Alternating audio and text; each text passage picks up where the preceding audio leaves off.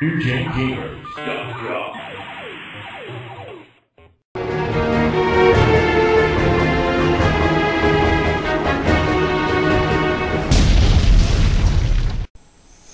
Alright everybody, welcome to another one of New Gen Gamers Console Wars of the Past documentaries. Today we are doing the Sony PlayStation era. This is Console Wars of the Past Part 4. Here is your standard model Sony PlayStation. As you can see, you have the open button. You see it opens the tray. The power button and the reset button. And in the back you have your power cord, your AV out, a serial port, and a parallel I/O port, which some in the community would hook their Game Sharks into. This was the most popular version of the hardware. Here we see the original version of the hardware, which the main difference on the outside is the fact that this one had a regular composite, or is it component? Composite, yes. Video out. So that was really the major difference. There was also another serial, no, I guess the serial in-outs are the same. Yeah, serial in-outs are the same. So that's the only major difference. They took that out, I'm not sure why. But here you see the hardware itself, the motherboard. Here's the CDI. There was a metal plate that was on top of the motherboard that we removed. So here it is. Here's the controller port. Plug the memory cards in there. It would connect to the motherboard. And just to note, this was a non-working PlayStation before we took it apart. This is the power supply area. You see the different transistors, and that's the system. Now, over time, they redesigned it and created this little guy, the PS1 with an ONE, which is a very compact version of the hardware. Yes, it's essentially the same as this. You see, a lot of the chips are the same. The difference being they took all of the power parts out and put them in basically a box that you plugged into your console. It would come out of here, go into the power supply area, that would go into your wall, and so it's much more compact for that reason. Plus, you know, the motherboard itself is a lot smaller, a lot more compact. The controller ports are a little more compact, and this was sold as the budget version, and also kind of as an on-the-go system. They released monitors with it, so you could, and on-the-go power supply, so you could technically make it a handheld. You'd hook it up in your car, you know, maybe. an on-the-go system, not so much a handheld.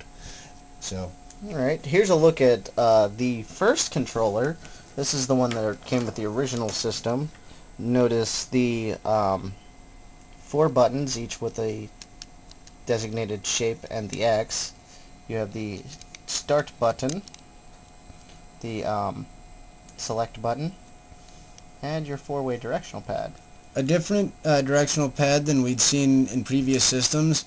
It works pretty well. They just have the 4 directions sticking up physically out of the controller, and it's pretty easy to tell which one you're hitting. Good design. Now on the top of the controller, they have 2 triggers for each side. You have your L1 and L2 and R2 and R1. Essentially, it was a lot of what you saw with the Super Nintendo controller, with the additional trigger buttons, a little different design on the directional pad. And other than that, you know, a lot of the same design, trimmed it down, but definitely a standard, and would become kind of the standard controller for the next 10 years, once upgraded with the bells and whistles. Nintendo had a lot of success with their Rumble Pack and with their analog stick and triggers. So Sony released the DualShock controller, which would vibrate in certain games, and you could turn the analog power on and off with this, which would allow you control through these analog sticks. And the analog sticks work really well for this, and you could press them in and they would detect. Yeah, so that essentially gave the system another 2 buttons because you could push each one in, plus the axis that they could run on. So I think it was around 98 or around that time they started packaging only these with the console. This one basically became the old model. Yeah, and all future games would support this model, and most would implement, the features that specifically came with it. And it could even be used on some PlayStation 2 games. Not all of them would support it, but some of the early ones would. Well, let's take a quick look at the games here. Of course, here's a memory card, which would slide in here. This is a third-party one, but they all operate essentially the same. Flash memory to store your game data. And Sony really brought the price down on these with their proprietary formats. So, not bad. Okay, here we have a look at some of the games here. Here's one of the early hits in Tomb Raider. We have Medal of Honor. Dave Mirra BMX. We're not going to be looking at that one, but it's here. Soul Reaver. Spider-Man. Sheep Raider. Kind of a little take on Tomb Raider there. Tenchu 2. Metal Slug X. Legend of Legaia. And Gundam Battle Assault. Some of those games we'll be looking at, some we won't, but this is to show you the PlayStation games. They came in a basically standard CD case. The manual and all information would come in the front flap, and then you'd have the game disc, and of course the back panel. And early PlayStation 1 games had a longer, larger box that quickly that was replaced with the smaller CD. They essentially look like boxes. the Sega Saturn boxes, yeah, CD boxes of the earlier consoles used to sell their CD games. Yeah, and so Sony kind of changed that standard to these, which we'd see throughout this generation. For quite and also more compact. Now, for the double disc games, usually had, one disc here. Here we have some codes in the middle. Yes, you can hide your secrets inside of there. And then you have your section for your game disc. Kind of wondering why this one needed the extra space. I only see one disc. Doesn't say disc 1 either. I'm not sure. It's only one disc. It might have had a demo or something in with it. Oh, it doesn't even have a little holder. I think it's just for the book. Or something. I'm not sure. Maybe, but, regardless. Kind of confusing there. We'll do research into that. Okay. So we won't be looking at that game, but we'll be looking at some of these other ones.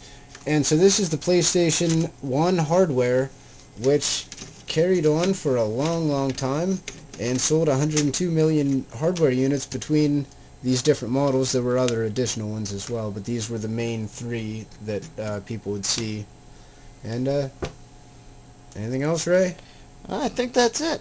Well, check this out and let's get to playing some of these. Let's do it.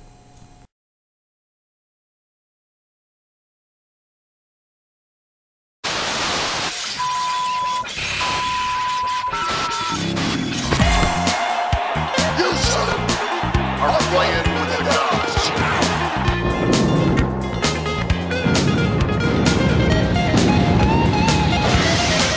And when you're out there, breathing in the hot, stinking breath of the gods,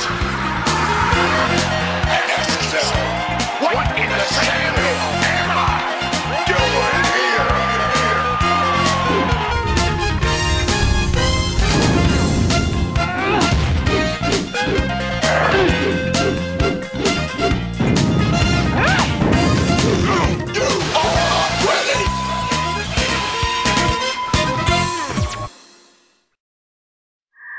New Gen Gamers.com.